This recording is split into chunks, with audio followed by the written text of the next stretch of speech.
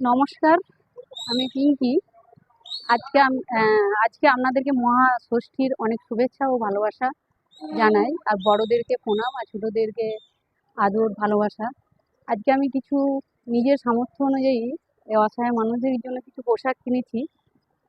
যেমন কিছু ছেলেদের জন্য গেঞ্জি আছে, আর আমার এখানে পরিচিতি যে যে কজনকে আমি খেতে দিই সেই কজনের কিনেছি। তো চলুন সাথে থাকুন, দেখুন তাদেরকে দিই যে পাবো নাকি সেটাই। আজকে ষষ্ঠীর দিন বেরিয়েছি আমি, আজকে দেওয়ারই একটা ইচ্ছা আমার। চলুন।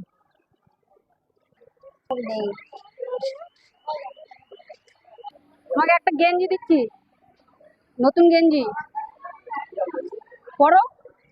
তোমার এই গেঞ্জিটা অনেক ছিঁড়ে গেছে, আরে গেঞ্জিটা ছিঁড়ে গেছে, নতুন গেঞ্জি দিচ্ছি, পরো। ওইটা কেন? কি হয়েছে? তোমার গেঞ্জিটা দাও। কেন? এটা পরো। পরবে না? নেবে না? পরে যাবো কি হবে?